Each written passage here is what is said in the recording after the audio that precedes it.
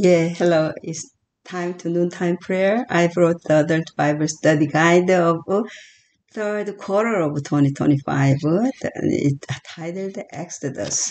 So we can study the lesson 1 through 13. Yeah, I gonna skip through it. Oppression, the background and the birth of Moses. 2, the burning bush. 3, rough start for the plagues. 5, path over. 6, through the Red Sea. 7, the bread and water of life. 8, covenant at Sinai. 9, living the law. 10, the covenant and the blueprint. 11, apostasy and the intercession. 12, please show me your glory. 13, the tabernacle. Wow, that's our interesting subject. So now, lesson 1, oppression, the background and the birth of Moses. I read the Exodus journey to the promised land. The J.P. Moskala is professor of Old Testament exegesis and theology and dean of the Seventh-day Adventist Theological Seminary at Andrews University. The Exodus from Egypt and the crossing of the Red Sea were pivotal and unique events, God's spectacular and marvelous acts. So let's go to the journey with you and with us. Let's go. The lesson 1, oppression, the background and the birth of Moses. Read for this week's study, Exodus 1, 1 through 20, Genesis 37, 26 through 28, Genesis 39, 2, 21, Acts 7, 6, Galatians 3, 16, 17, Exodus 2, 1 through 25. Memory text comes from the Exodus 2, 23 through 25. The children of Israel groaned because of the bondage, and they cried out, and their cry came up to God because of the bondage. So God heard their groaning, and God remembered his covenant with Abraham, with Isaac, and with Jacob. And God looked upon the children of Israel, and God acknowledged them. The book of Exodus resonates with accounts of oppressed, the marginalized, the persecuted, the exploited, and degraded. Thus, people today who feel abandoned, forgotten, and enslaved can find hope because the same God who saved the Hebrews can save them as well. The book of Exodus speaks to the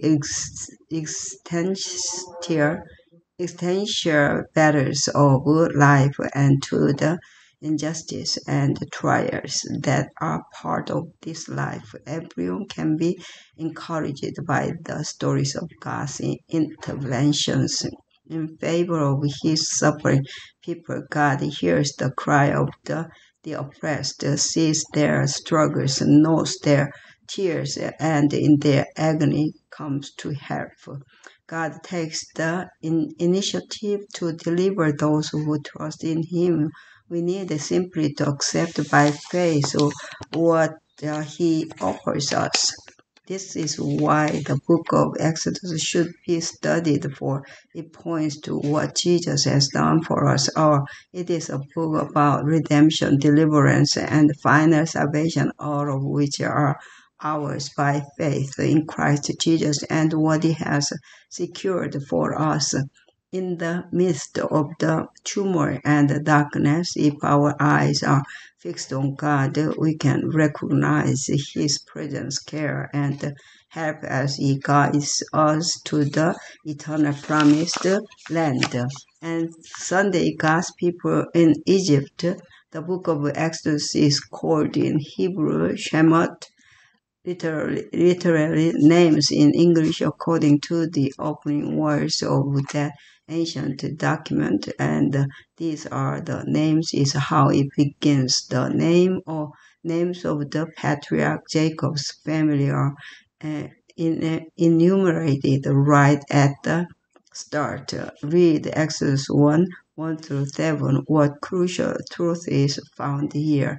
The book of Exodus begins with a reminder of God's blessing when the patriarch Jacob and his family settled in Egypt. They were only 70 people, Genesis 46:27, Exodus 1:5.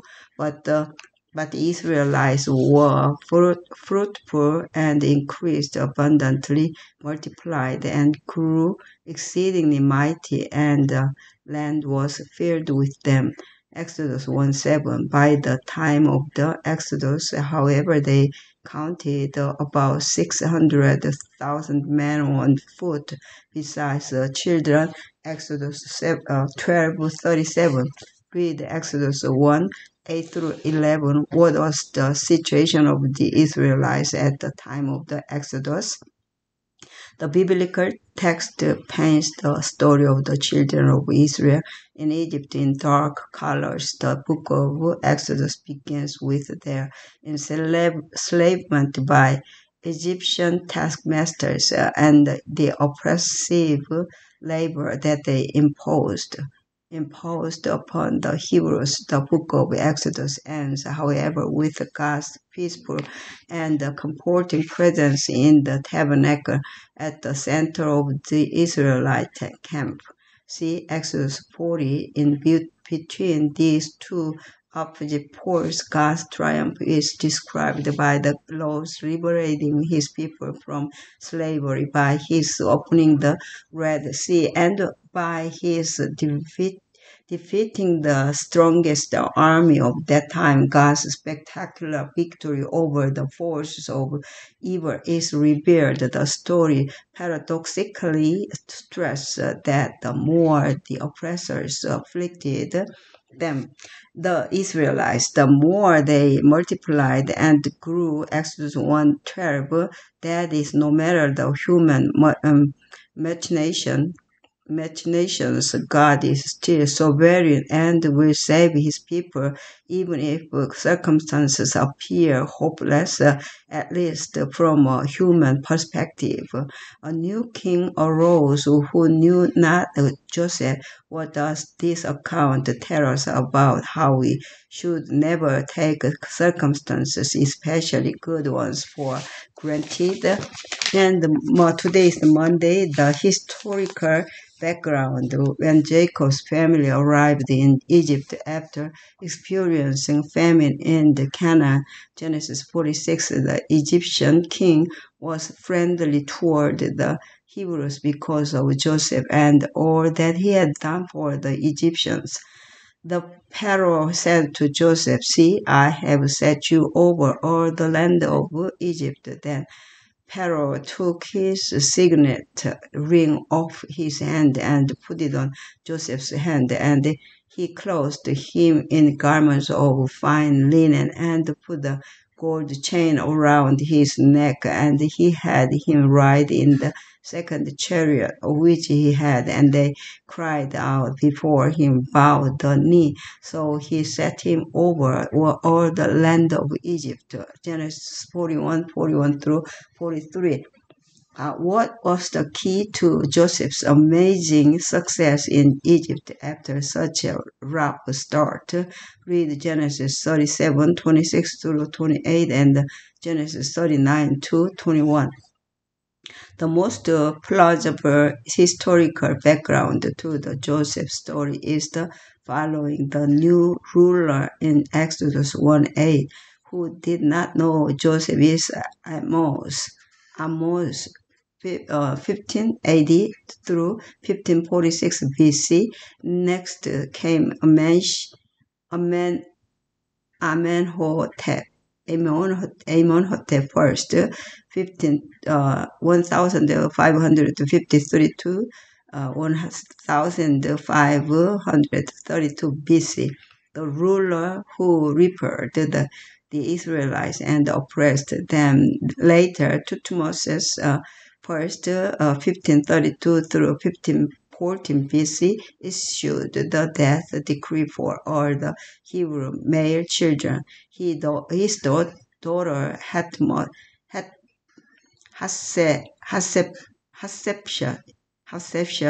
1504 and 14 through 1482 BC, was the princess who adopted Moses to be her son. Pharaoh Thutmose III, 1504 through 1450 BC, who was for some time co-regent with Hatshepsut, was the pharaoh of the Exodus. The Exodus occurred, according to the best calculations, in March 1450 BC. See William H. Sher, Exodus date of the International Standard Bible Encyclopedia, edited by Geoffrey W. Bromley, etc., or Volume 2, Grand Rapids, M.I. William B. Edmonds, 1982, page 230 through 238. To understand the time of the Exodus, study the following biblical texts: Genesis 15, 13 through 16, Exodus 12, 40 and 41, Judges 11, 26, and 1 Kings 6, 1. See also Acts 7, 6, Galatians 3, 16, 17. The first chapter of Exodus covers a long period from the time of Joseph, when his father Jacob with the entire family entered Egypt, to Pharaoh's death decree, though some debate exists over the exact number of years. What matters is that even with his people enslaved in a foreign land, the Lord did not forget them. That is, even though many details about the Hebrews in Egypt at that time remain hidden, at least for now. See 1 Corinthians 13:12. The revelation of God's character still shines through the pages of this book, as it does all through Scripture. We can know that no matter how bad things seem, God is always there, and we can trust Him in whatever bad situation we find ourselves. This morning I'm gonna read the Tuesday part, the Hebrew midwives, and I will try to read one more time for check, and instead of I didn't get it yet, the Korean, the study guide. So instead of Korean, then I will try to read one more time, and then we can read it 3 more times. Let's go. If we want more specifically know the story more than 10 times more, then we're gonna understand and then describe the story, or the kind of the knowledge from the story, or especially the Bible study guide. And I want to read several times, read the Genesis to Revelation, but I still wanna I'm still exhausted to read the Word of God, but I cannot stop and keep it read the lesson study, the morning time, prayer time, and noon time and the evening time. Let's go together and please let us pray the Lord's Prayer, which our Lord gave us as a gift on daily life, and the breathing in our life, the prayer. Thank you, Lord.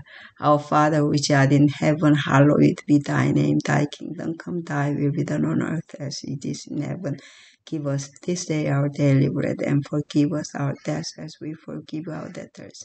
And lead us not into temptation, but deliver us from evil.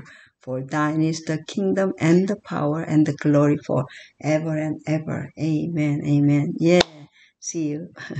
Then let's go together. Yeah. Thank you, Lord. Be with us.